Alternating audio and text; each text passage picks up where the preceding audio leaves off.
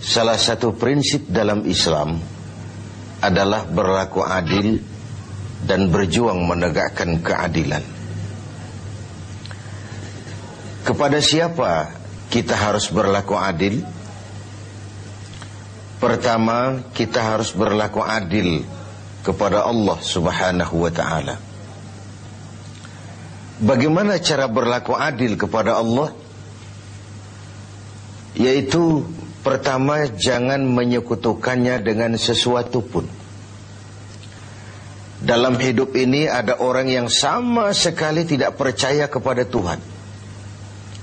Sebaliknya ada juga yang percaya tapi Tuhannya kelewat banyak. Yang adil dalam hal ini adalah percaya kepada Tuhan, dan Tuhan itu jangan disekutukan dengan sesuatu pun. Inilah keadilan kepada Allah Subhanahu wa ta'ala. Jangan menyekutukannya dengan sesuatu, baik berterang-terangan ataupun sembunyi-sembunyi. Karena syirik itu ada dua macamnya. Ada yang disebut syirik jali, syirik terang-terangan.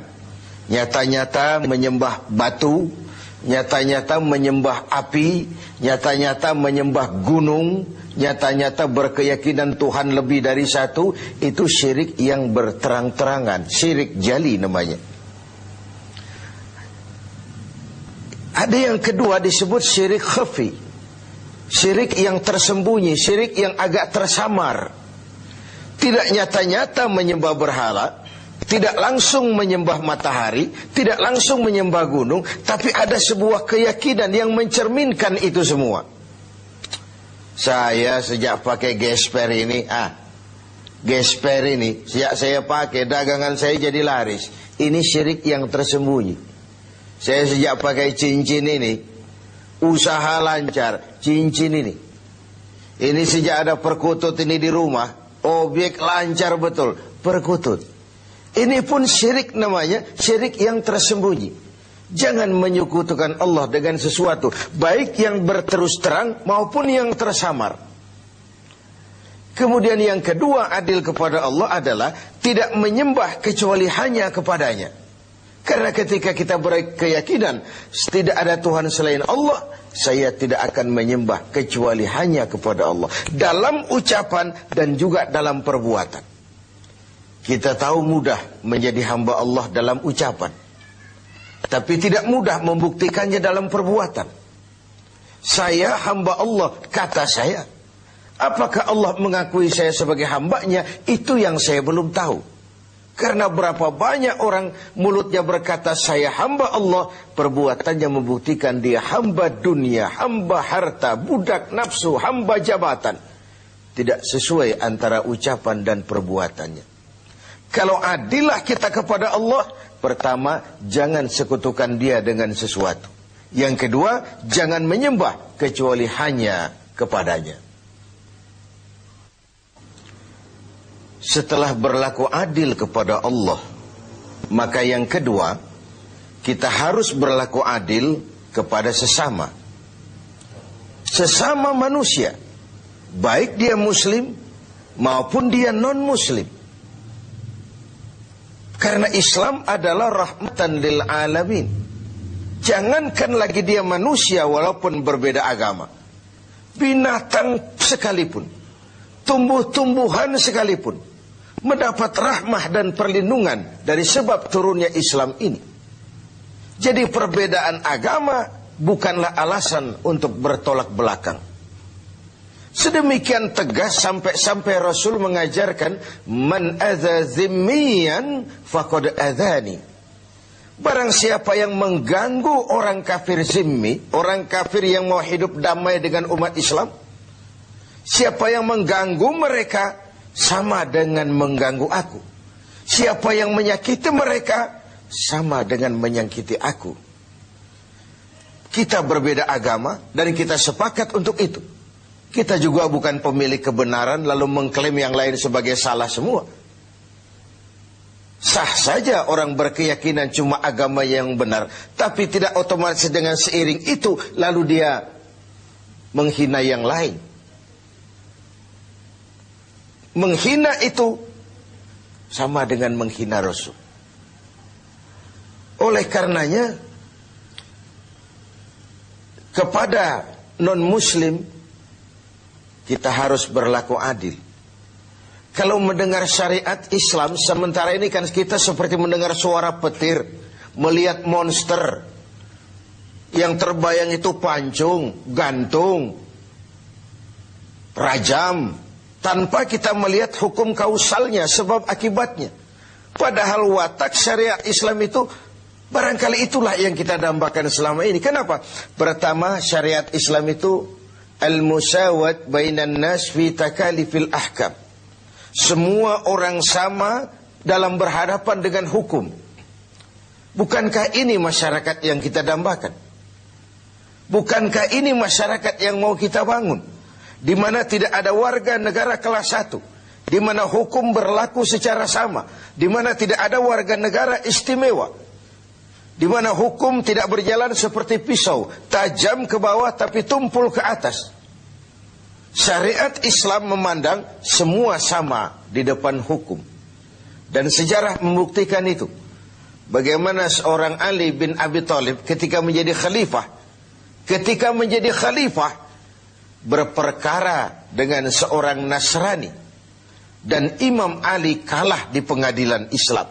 Seorang khalifah berperkara dengan seorang Nasrani dan kalah di pengadilan Islam. Itulah syariat. Seorang gubernur, Amr bin As, kalah di pengadilan berperkara dengan seorang Yahudi. Ini semua potret bahwa di depan syariat semua orang sama dalam berhadapan dengan hukum. Yang kedua, watak syariat itu at-tadrij fit tashri'. Ada tahapan dalam melaksanakan syariah itu. Ada tahapan. Ada etapa yang harus ditempuh. Kalau tercukupi itu, terlaksanalah syariat. Mula-mula tentang minuman keras, Quran cuma memberikan warning. Minuman keras ada manfaatnya, ada bahayanya, tapi bahayanya lebih besar dari manfaatnya.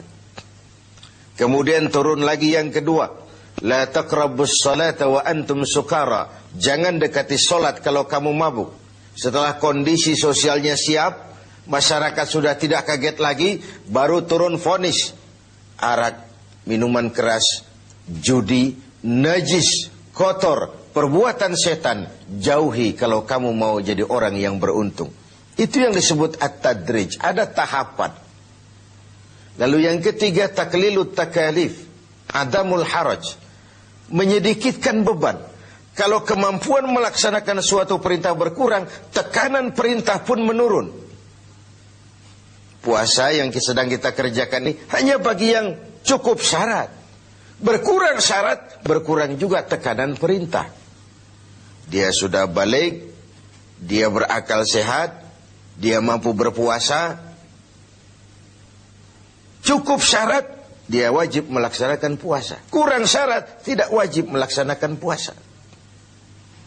Solat wajib berdiri. Kalau mampu, tidak mampu berdiri, ya duduk. Tidak bisa berduduk, berbaring. Tidak bisa pakai berbaring, pakai isyarat. Laksanakan sesuai dengan kemampuan. Inilah rahmatnya syariat Islam itu. Jadi saya kembali bahwa berlaku adil kepada sesama, pertama kepada muslim, yang kedua kepada non-muslim. Demikian tinggi nilai keadilan itu dijunjung sampai ayat Quran menyatakan, la yajrimannakum syana'anu qaumin alla ta'dilu. Janganlah kebencianmu kepada sekelompok orang menyebabkan kamu berlaku tidak adil. Tegakkan keadilan walaupun kepada orang yang paling kita benci. Kebencian bukan alasan untuk berlaku tidak adil.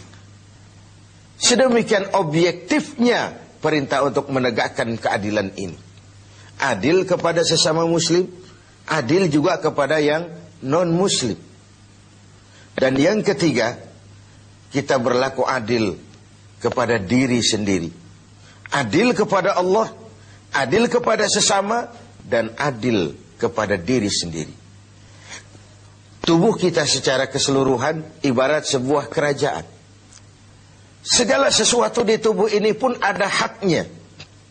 Mata ini ada haknya untuk tidur. Berjaga saja siang malam tidak pernah tidur-tidur, itu mengurangi hak mata dan itu zalim. Perut ini ada haknya untuk makan, untuk diisi, untuk juga beristirahat. Puasa terus-menerus tidak makan-makan, itu zalim kepada hak perut, tidak adil kepada perut. Itu sebabnya dalam Islam puasa ngableng, puasa non-stop dari pagi, sore, malam sampai ketemu pagi lagi, bukan saja tidak boleh tapi haram hukumnya. Kenapa? Bertentangan dengan fitrah manusia. Pada sisi lain kita sudah berlaku adil, tidak adil terhadap perut kita. Pemirsa TV 7 yang berbahagia, tiap hari Jumat kalau kita sholat Jumat, khatib memesankan kita tentang ini. Innallaha ya'muru bil adli wal ihsan. Allah memerintahkan kamu berlaku adil dan berbuat ihsan.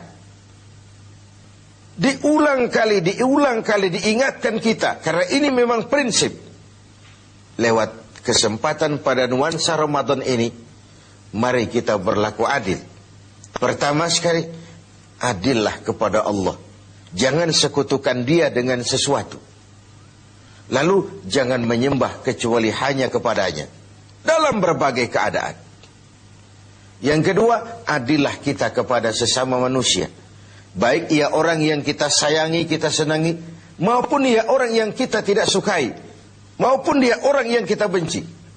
Baik dia muslim, maupun juga dia non-muslim. Karena Islam adalah rahmah bagi semesta alam ini. Masyarakat yang kita dambakan, masyarakat yang tegak di atas keadilan.